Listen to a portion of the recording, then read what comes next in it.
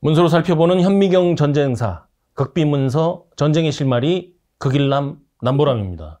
오늘 여러분과 함께 인천 상륙작전 다시 한번 돌아보겠습니다. 기억하시나요? 우리가 처음 시작했던 컨텐츠가 바로 이 인천 상륙작전이었습니다. 초심으로 돌아간다는 그런 마음에서 맞습니다. 또 그리고 우리가 축하할 일이 있죠. 우리 KFN 구독자 수가 드디어 100만을 넘어섰습니다. 네. 그래서 우리 세트도 좀 이렇게 새로 이렇게 했잖아요. 그 영향을 좀 네, 받으죠. 이렇게 만들어주신 제작진 여러분께 감사합니다. 다시 한번 감사드리고 너무 편합니다. 네, 오늘 굉장히 흥미로운 주제로 얘기를 또 나눠볼 수 있을 것 같습니다. 1950년 9월 15일 이제는 좀 외워야 되죠. 오전 6시 30분 유엔군이 인천 월미도의 상륙작전을 시작함으로써 이 인천 상륙작전이 시작됩니다. 작전명은 모두 알고 있다시피 크로마이트였죠.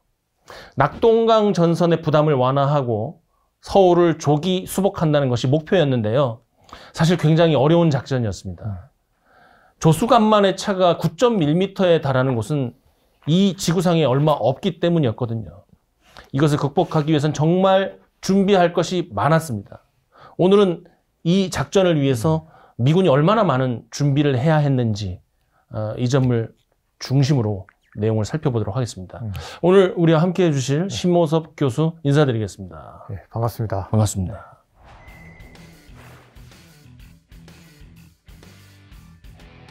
덕분에 요즘 보람찬 하루를 보내고 있습니다. 그러세요? 네.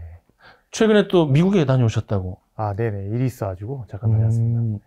저 미국에 가서 1차 사료 위주로 또 많이 보고 오셨다고 들었어요. 아, 네. 내셔널 아카이브를 가서 좀 사료 조사를 하고 왔습니다. 오늘 다룰 주제 인천 상륙작전 D-Day 그리고 상륙작전 준비의 실제입니다. 지금까지 조수간만 계산, 항로 설계, 병력 배치 이런 것들에 대해서는 자세히 다뤄보지는 못했던 것 같아요. 오늘 공개할 문서를 먼저 볼 텐데 한 줄의 문장이 전장의 성격을 명확히 알려주는 것 같아요. 문서에 이런 구절이 있어요. 정말 결정적인 이 시점에 현대 전쟁사에서 가장 대담하고 성공적인 상륙작전이 막 시작되려 하고 있었다. 그리고 이 작전은 결국 전황을 완전히 뒤집었다. 이 문장을 쓴 주체는 누구이며 여기에서 의미하는 바가 무엇인지 문서를 통해서 먼저 보면 좋을 것 같아요. 네. 이 문서는 그 워 다이어리입니다. 워 다이어리. 네, 그러니까 전쟁 일지인데요. 그러니까 인천 상륙작전이 끝나고 나서 인천 상륙작전 전반에 대한 기록인 겁니다. 그래서 이제 미국이 이걸 평가했을 때 방금 말씀하셨다시피 대단한 작전이었다 이렇게 이제 평가를 했던 것 같습니다. 그리고 지금 이거 보시면은 네. 일단은 그러니까 오퍼레이션 크로마이트라고 제목이 되어 있습니다. 그러네요. 네, 그러니까 작전명 크로마이트, 그러니까 인천 상륙작전을 이야기를 하고 있고, 그다음에 주체가 있습니다. 그 위에 보면은 헤드쿼터스 10군단. 10군단. 네, 주체가 되어 있고, 그러니까 10군단을 중심으로 본 인천 상륙작전에 대한 내용이 담겨져 있었고, 그 다음에 10군단은 이제 인천 상륙작전의 지상군 부대잖아요. 그렇죠. 네, 그래서 주로 이제 어떻게 준비를 해서 배를 타고 와서 상륙을 어떻게 했고 서울까지 어떻게 갔는지가 나와 있는데 그걸 우리가 추론할 수 있는 게 뭐냐면 이 날짜가 또 나와 있습니다. 8월 15일부터 9월 30일까지. 그러니까 이들이 본격적으로 준비한 기간부터인 겁니다. 그리고 인천 상륙작전은 9월 15일 날 상륙을 했지만 9월 30일까지로 되어 있는 걸 보면은 서울을 탈환한 그 이후까지도 지금 다 이야기를 하고 있는 거죠. 문서에서 볼 수 있는 거는 이 정도인 것 같고 화면에 보시는 이 10군단 네. 여기에 대해서는 한 가지 할 얘기가 있죠. 원래는 이 작전의 준비 과정에서 명칭이 그 오퍼레이션 X였어요. 맞습니다. 네. 우리가 어떤 계획을 실행을 할 때 외부의 비밀을 감추기 위해서 X라는 상징을 많이 쓰잖아요. 그래서 오퍼레이션 X였고 오퍼레이션 X를 실행하는 부대도 X 부대로 놓고 친 거죠. 그런데 이 X 로마자가 결국은 10이잖아요. 그래서 이제 10군단으로 한 것이고 이 10군단의 군단장이 우리가 잘 알고 있는 알몬드 장군이죠. 네. 알몬드 장군에 대해서는 좀 얘기할 필요가 있을 것 같아요. 굉장히 논란이 많은 사람입니다. 이 사람의 별명이 삐삐예요. 그 욕입니다. 별명이 욕이에요. 이 사람이 왜 욕을 먹었냐면 알몬드 장군이 교관 출신이에요. 학교 기관에 오래 있었어요. 그래서 예하 부대에서 보고서를 만들면 그거를 갈매기표를 다 하나하나 날린 거예요. 너무 아래 사람들이 고생을 많이 했다. 막 20번, 30번씩 고치고 이 인천 상륙작전 계획을 작성할 때도 그냥 기본 계획만 작성하면 되는데 아니다. 예비 계획, 우발 계획 다 만들고 작전 계획에 요소 하나하나 다 넣어라. 이걸 얘기해서 굉장히 고생을 많이 했다는 측면이 있는데 사실 이제 와서 우리는 알몬드 장군이 그렇게 했기 때문에 이 작전 계획이 거의 완전한 상태로 전해지고 있고 작전을 연구하는 사람 입장에서는 너무나 고마운 사람이에요. 그 당시는 고생했겠지만 우리는 자료가 풍부해진 거잖아요. 알몬드 장군이 없었으면 아마 이 워 다이어리도 이렇게 자세하게 작성이 안 되고 그냥 약식으로 작성된 가능성이 컸을 거라고 저는 생각을 합니다.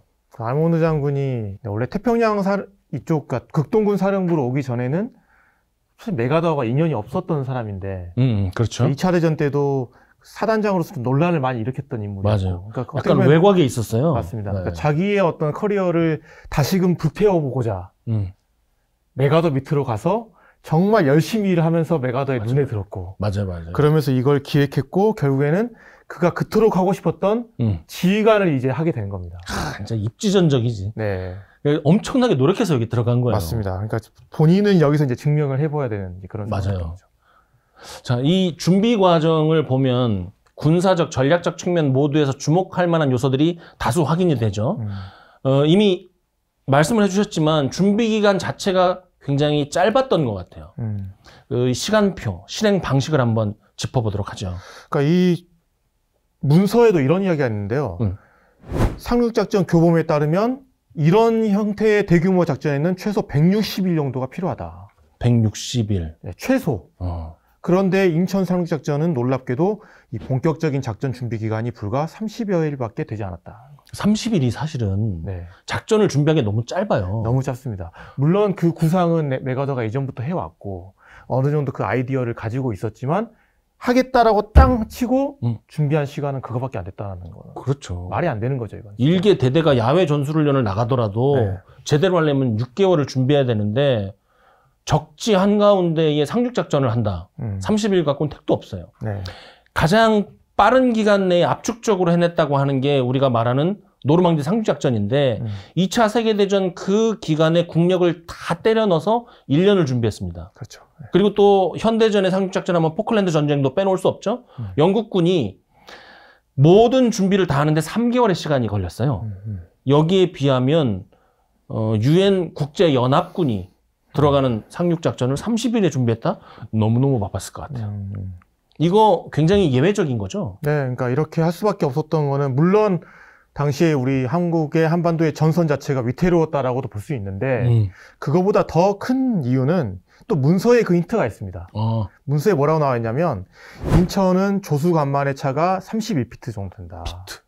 그러면 약 한 9.34m 정도에 달한다. 그러니까 되게 열악한 환경인 건데 네. 이러한 열악한 환경에서 그나마 작전을 할 수 있는 날이 달에 며칠밖에 안 된다는 겁니다. 네. 그러니까 9월 13일에서 15일 사이에 못하면 다음 달 10월 달에 또 넘어가는 거예요.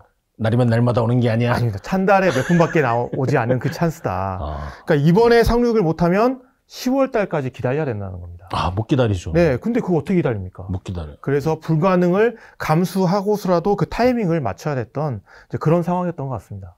조수간만의 차 우리 여기서 한번 얘기해 보죠. 네. 그게 9.4m가 올라갔다 내려왔다 해갖고 배가 위험한 게 아니라 그래서 빠지는 거지. 그쵸. 네. 9.4m의 높이로 빠지면 갯벌이 2km 생깁니다. 기적이 열리는 거네요. 네. 근데 그 갯벌에 실제로 총을 메고 제가 들어가 본 적이 있어요. 그것도 임진강에 들어가 봤는데 전진이 안 돼요. 2km는 그냥 죽음의 전장에 놓여버리는 거나 마찬가지가 됩니다. 그냥 거기서 다 죽는 거죠. 뻘에 빠져가지고. 네. 그리고 또 우리가 9.4m의 그 조수간만의 차가 생기면 배가 자초된다고 얘기하는데 그것도 낭설입니다.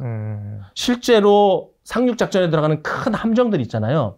이 함정들은 교범에 의하면 해안에서부터 한 4,000야드 떨어져서 대기를 하고 거기서 선회를 해요. 2.7km에서 3.7km 떨어진 곳에 있게 돼 있습니다. 그러니까 조수간만의 차 때문에 이 함정이 좌초된다는 거는 그냥 비상식적인 얘기입니다.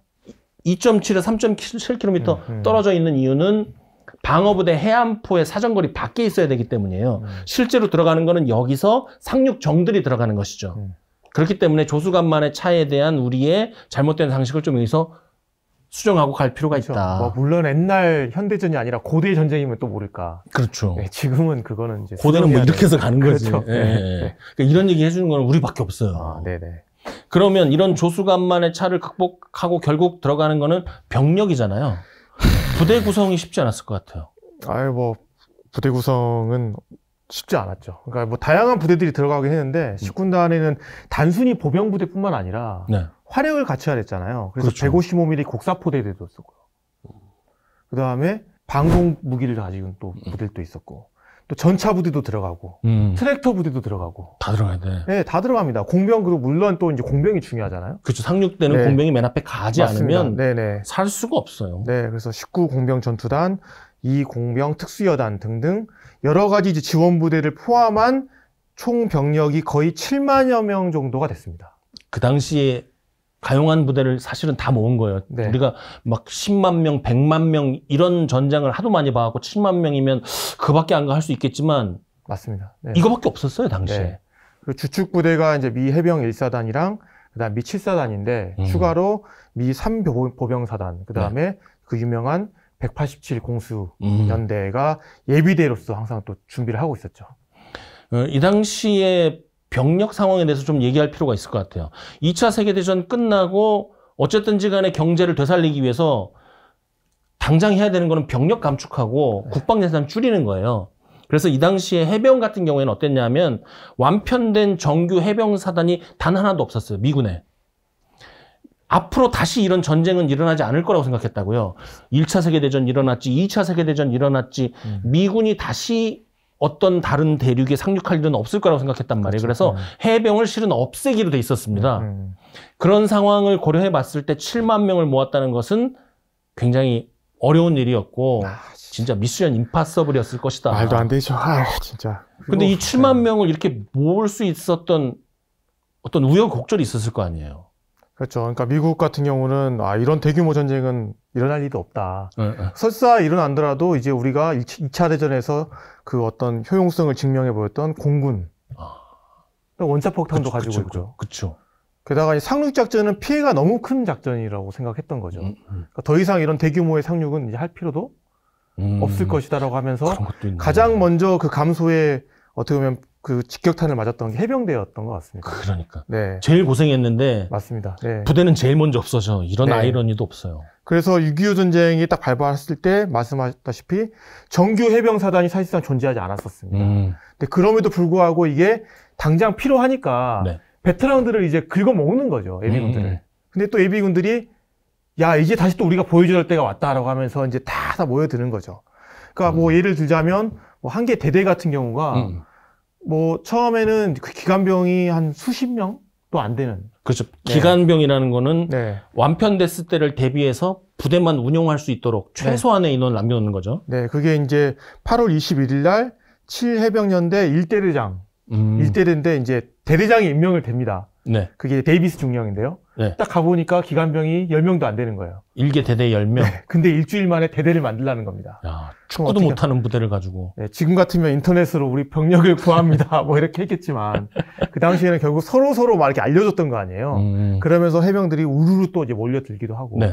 그래서 세계 각지에 흩어졌던 해병들이 다 모이기 시작하는 거죠. 그 다음에 그렇게 해서 해병들이 어떻게든 이제 병력을 다 만들어 놨고. 네. 그 다음에 또 그 전에 6.25 때 이미 해병 임시여단이라고 해가지고. 네, 그렇죠. 연대급이 지금 또 활약을 하고 있었잖아요. 네. 그러니까 거기에 더해서 2개 연대가 추가돼서 해병 1사단이 다시금 만들어졌고. 문제는 이제 또 일본에 있었던 7사단 같은 경우는. 네. 병력이 절반밖에 없는 상황이었습니다. 그건 이제 간편부대라고 우리가 얘기하죠. 네. 그래서 충원을 해야 되는데 미국에서 병력이 없으니까 카투샤들, 한국인들을 데리고 와서 훈련을 급하게 시켜가지고 부대의 절반을 한국인으로 채워서 또 오게 되죠. 이게 굉장히 독특한 거예요. 네. 기간 편성 부대에 간편 편성 부대를 붙이고 자원한 예비역들을 데려다 붙이고 현지에 있는 우리나라의 카투사 병력으로 해서 부대를 만든다는 거는 전쟁사에서 이런 일이 다시 있을까 싶어요. 그만큼 이제 상황이 굉장히 급박했고 빠른 시기에 이걸 해야 된다라는 그게 있었던 거죠. 네. 이때 미 해병대가 아, 이래서 해병이구나 하는 그들만의 컬러를 잘 보여줬어요. 전쟁 발발 50일 만에 편성이 돼서 4,700명부터 시작해서 지상전을 벌이고 있었다고요. 네.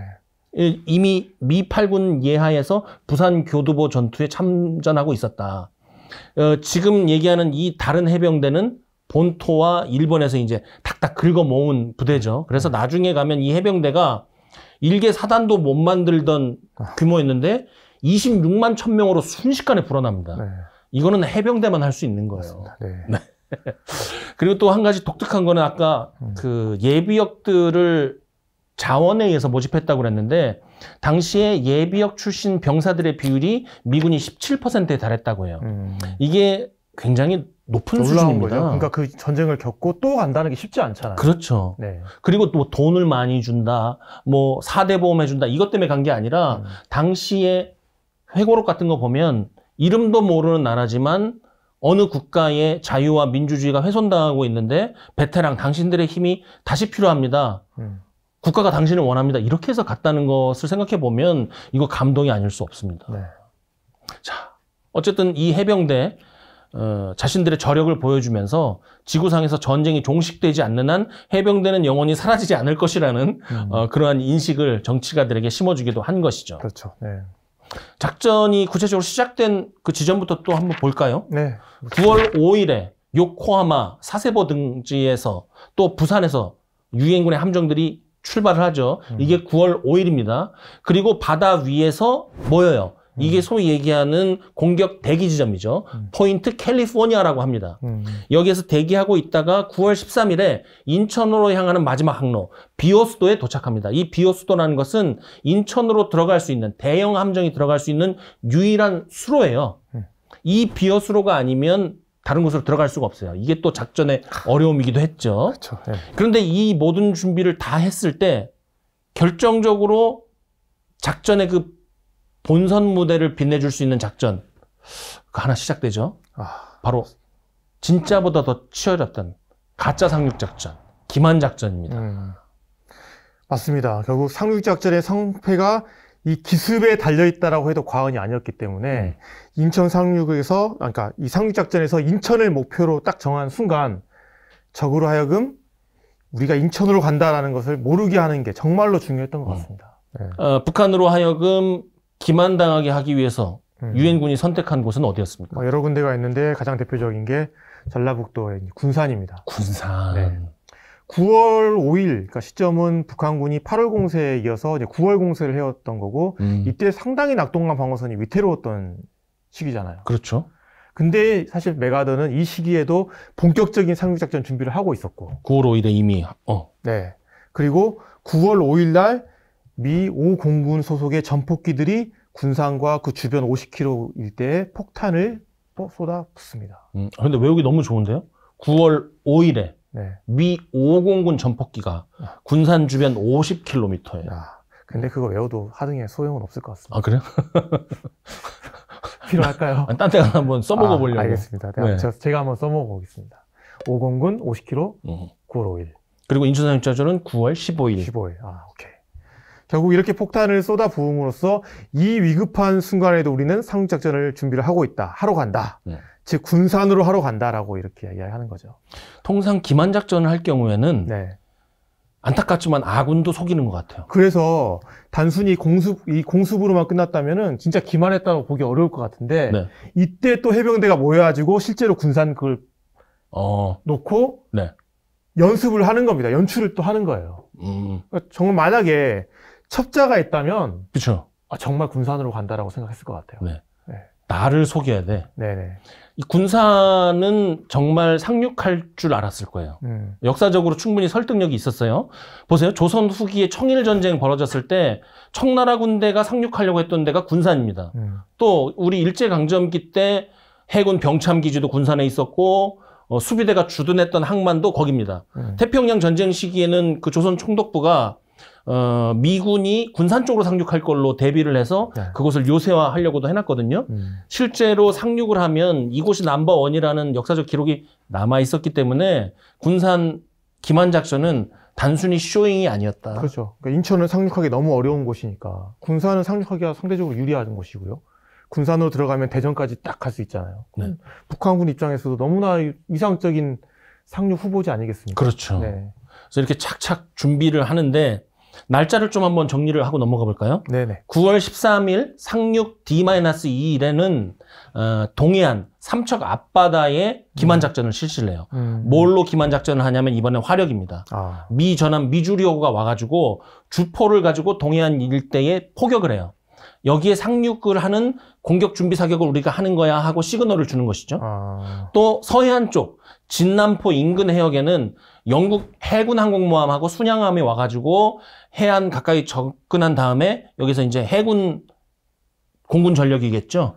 공습을 합니다. 그래서 진남포는 평양 밑이죠. 네네네. 서해로 올 수도 있다. 네, 이것을 네. 동해는 미군이 맡아서 서해는 영국군이 맡아서 기만작전을 화력으로 하는 것이죠. 그리고 거기에만 하면 안 속아요. 포만 쏴서는 안 되고 실제로 병력이 막 상륙하려고 하고 보여줘야 됩니다. 이거를 평양, 청진, 함흥, 황주, 해주 일대에 우리가 잘 알려진 것도 있지만 잘 알려지지 않은 게 미 제5공군의 폭격입니다.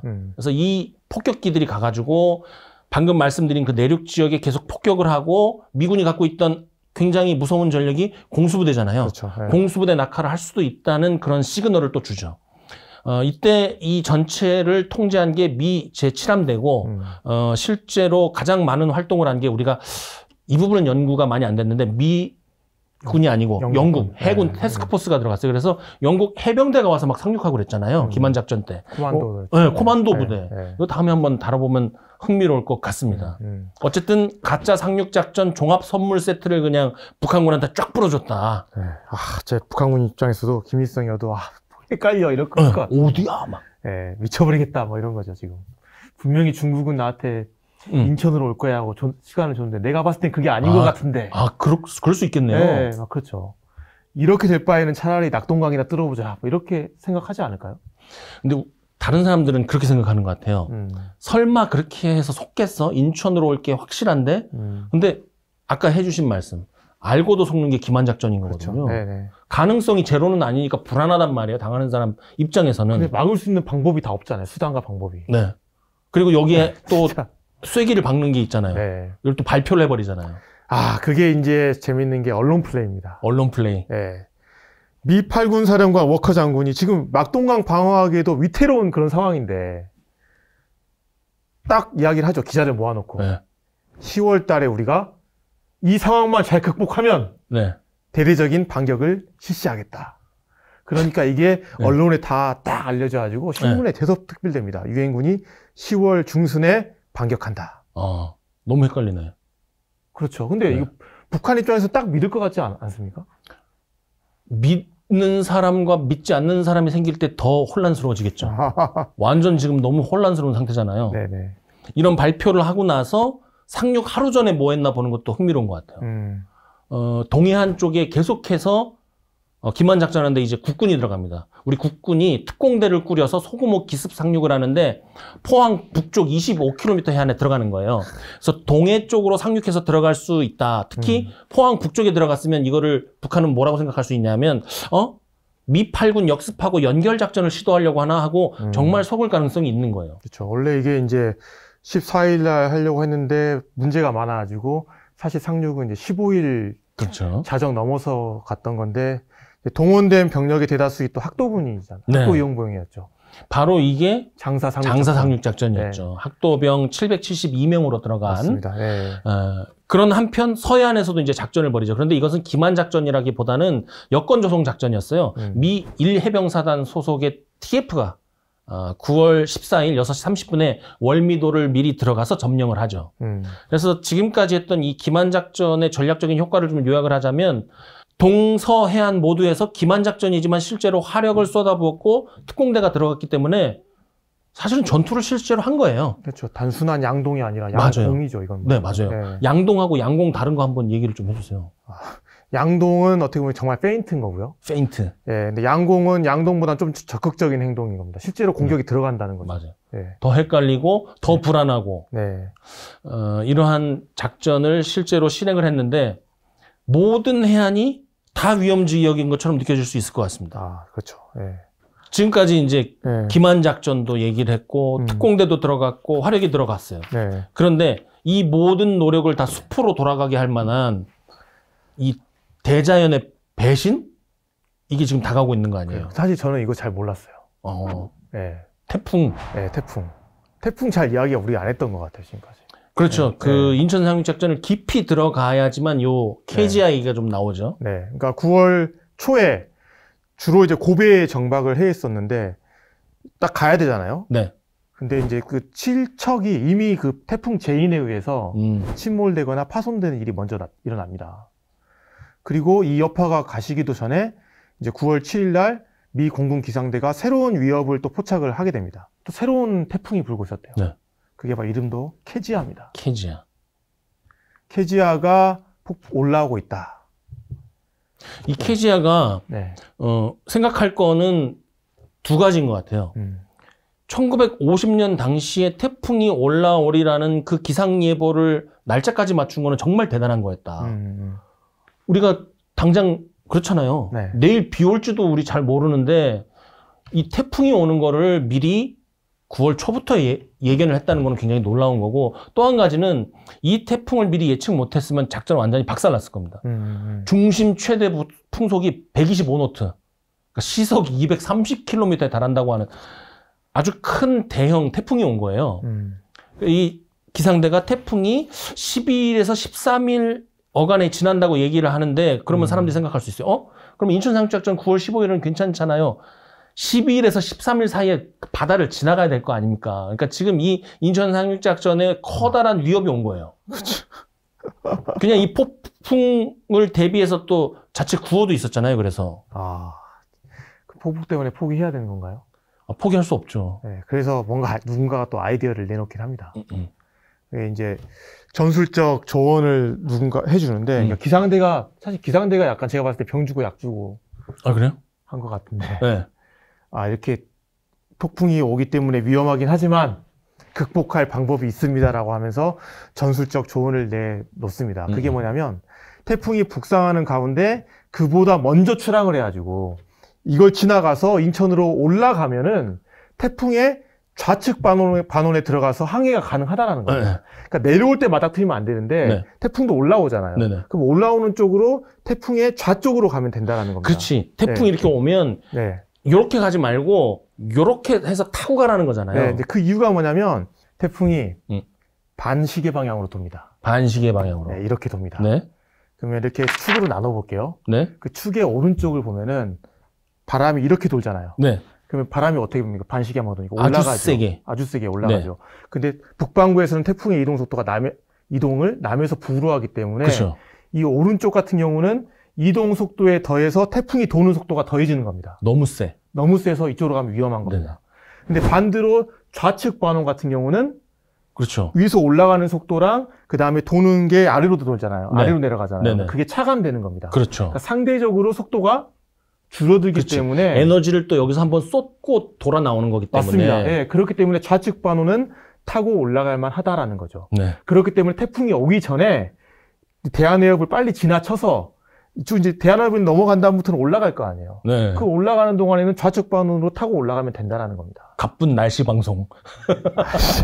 맞는 것 같아요. 어려워요, 이런 게. 그러니까 이거를 지금 우리 현대의 인터넷이 발달한 이 상황에서 검색해서 이렇게 해도 어려운데 그 당시에 이걸 어떻게 했냐는 거죠. 이 기상 정보가 어디서 왔느냐를 저는 그래서 찾아봤어요. 진짜요? 1950년 6월에 유엔군 배치됐을 때부터 유엔군이 공군 20 기상전대를 아예 그 일본하고 한국 곳곳에 배치를 해서 기상 관측을 담당했대요. 그때 집어넣은 게 뭐냐면 라디오 존대라는 게 있어요. 라디오 존대가 뭐냐면 옛날에 큰 기구 띄워가지고 공중에서 대기압이라든지 풍향, 상층 바람 다 데이터 접수하는 거 있잖아요. 이거를 무선으로 수시로 보고하게 한 거예요. 그 당시에 이걸 미리 배치를 했기 때문에 메가더 사령관이 결단을 적절하게 내릴 수 있었던 거죠. 그래서 이미 케지아 태풍 같은 경우에는 9월 초에 태풍 예상 루트가 분석이 됐던 거예요. 케지아가 온다 해서 9월 11일쯤에 야 내일 가라 그럴까 모레 출발하라 그럴까 이거를 급하게 고민한 게 아니라 빨리, 이미 9월 초부터 그래서 9월 7일 당시에 일본 해역에서 이미 관측이 되기 시작을 했고 12일에서 13일 사이에 대한해협에 정확히 어떤 경로로 지나갈지를 예측을 다 했다는 거예요. 네. 그래서 이것을 기준으로 9월 11일에 출항하라 이렇게 지시를 할 수 있었다는 거죠. 그리고 이 기상대의 예보가 정확했다는 거. 그래서 함대가 아까 말씀하신 좌측 방구 쪽으로 예. 안전하게 비교적 상대적으로 갈 수 있었고 그랬기 때문에 9월 15일에 역사적인 인천 상륙작전이 가능했던 겁니다. 이것만 해도 참 진이 빠지네요. 어떻게 이 준비를 다 했을까? 그러니까 하나하나의 그 노력이 다 더해져서 네. 이런 위대한 업적을 이룬 것 같습니다. 근데 우리 여기서 진이 빠지면 안 됩니다. 이제 시작입니다. 네. 상륙 당시에 여러 가지 뭐 텔레비전 화면이나 사진을 통해서 본 거 치열했죠? 네, 맞습니다. 일단 이 문서에도 또 내용이 있는데요. 네.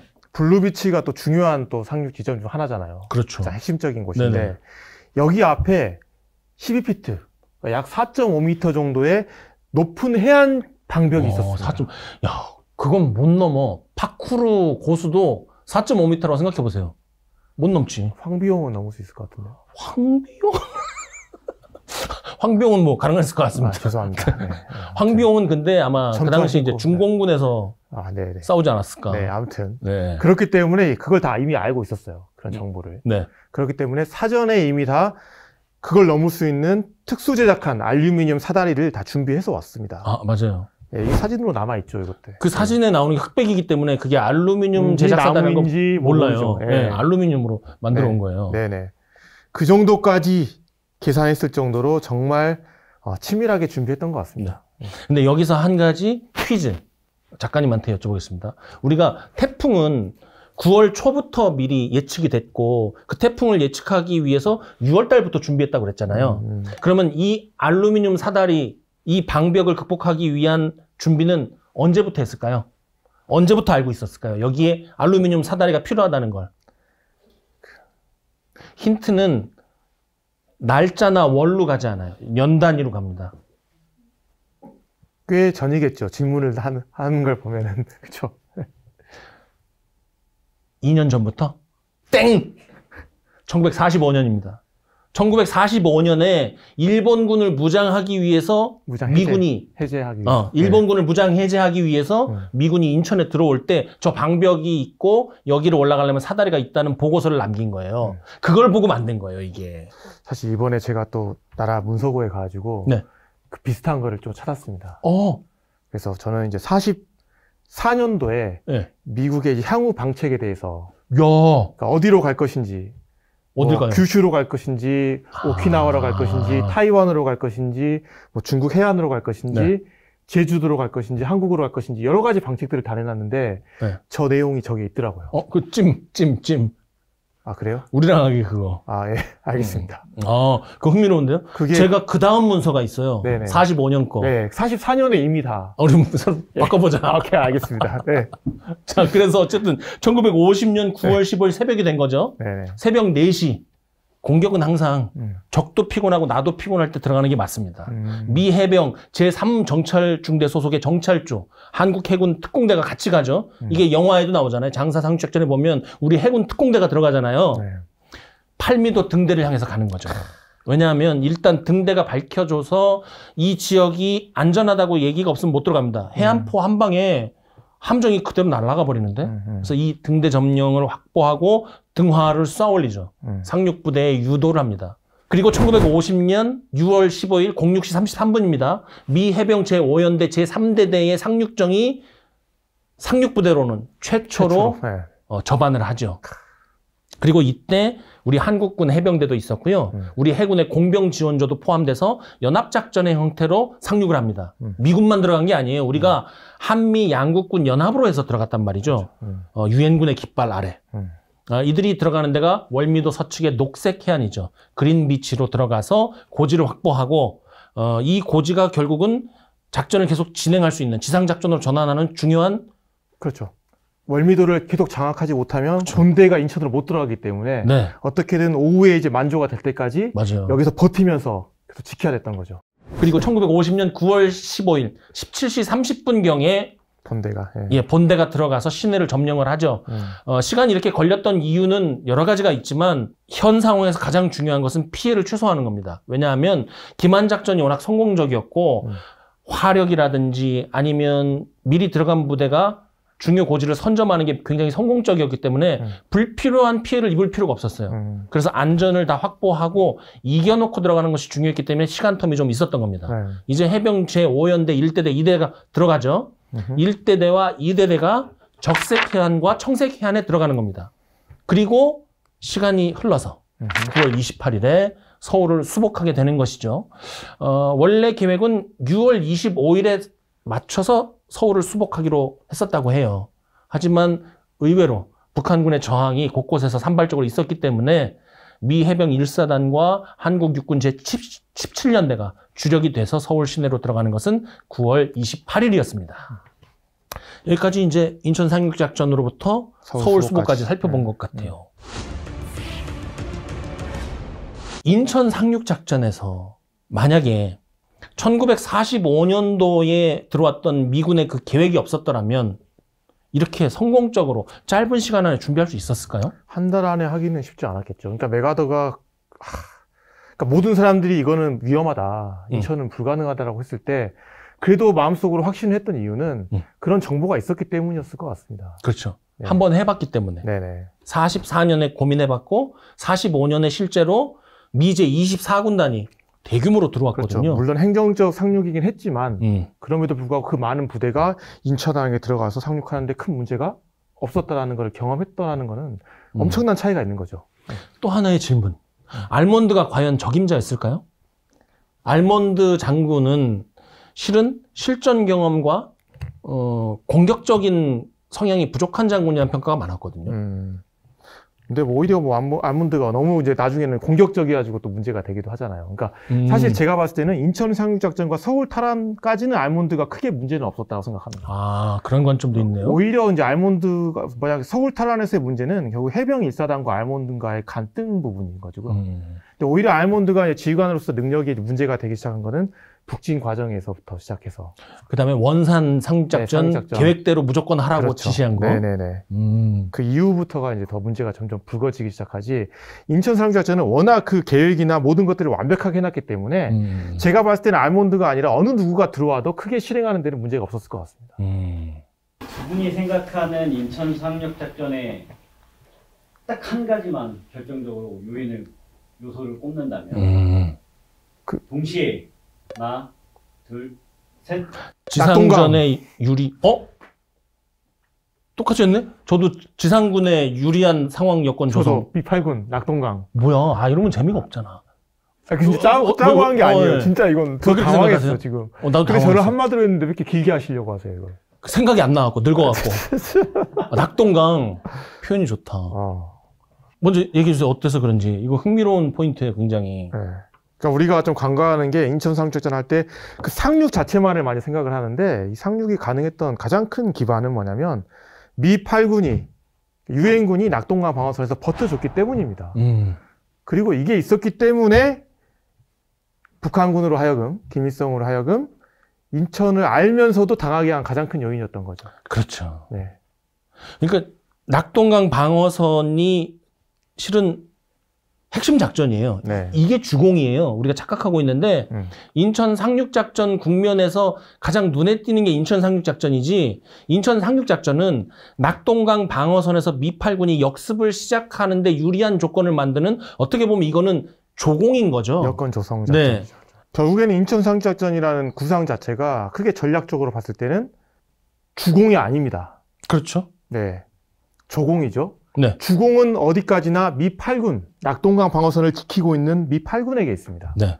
결국 메가더의 구상 자체도 인천 상륙작전을 통해서 10군단이 모루를 만들어주면 그 모루에 몰려있는 북한군을 때려주는 게 바로 주공의 역할을 하는 미 8군이기 때문에 미 8군의 역할을 좀 볼 필요가 있다. 네. 그리고 인천 상륙작전 하기 전에도 사실 미 8군이 낙동강 방어선을 버티지 못하면 상륙작전 자체에 의미가 없어지는 그렇죠. 거죠. 그거 한번 뭐해? 네, 전혀 의미가 없어지기 때문에 아무도 없는데. 이들이 있기 때문에 상륙작전이 있었다라는 거고 또 하나는 저는 이 부분 좀 볼 필요가 있는 게 결국 김일성의 선택인 것 같습니다. 김일성의 선택. 네. 조금만 더 가면 낙동강에서 전쟁 끝나는데 네. 병력을 돌려서 인천으로 보낼 거예요. 그렇지. 미 8군이 아주 완벽하게 아니라 위태위태하게 뭔가 버티고 있는 것 자체가 김일성으로 하여금 그런 판단을 만들었지 않았을까. 제가 김일성이어도 저는 낙동강으로 내려갔을 것 같습니다. 계속. 저는 이 전략에 두 가지 측면이 있다고 생각하는 거예요. 첫 번째는 전략과 그 상징의 핵심은 결국 어떤 측면에서 인적 자원이거든요. 그 당시에 대한민국을 구성하는 인적 자원들이 다 어디 있었습니까? 부산에 있는 거죠. 부산에 있는 그 인적 자원들을 점령하고 항복을 받아내지 않으면 북한이 갖고 있는 전략이 성공하지 못하는 거죠. 그러나 다른 하나의 또 상징적인 전략이 있습니다. 그 전략 목표라는 것은 결국 수도 서울이죠. 그러니까 북한으로서는 본인들이 차지해야 되는 전략적인 목표가 동시에 두 개가 있는 거예요. 서울은 이미 차지했잖아요. 서울과 근데 효과가 없었죠. 부산. 네. 그러니까 한 군데는 차지해야 되는 것이고 한 군데는 방어해야 되는 곳이에요. 그렇죠. 그래서 동시에 공격과 방어를 하게 만든 이 인천 상륙 작전이 굉장히 탁월한 선택이었다고 저는 보는 거예요. 이 본토에서의 증원 병력을 가지고 부산으로 들어왔더라면 북한으로서는 계속해서 공격만 하면 되잖아요. 그러니까 북한으로 하여금 공격과 방어를 동시에 하게 만드는 이 전략이 주요했다. 인천 상륙 작전의 가치는 저는 거기에 어쩌면 있다고 봅니다.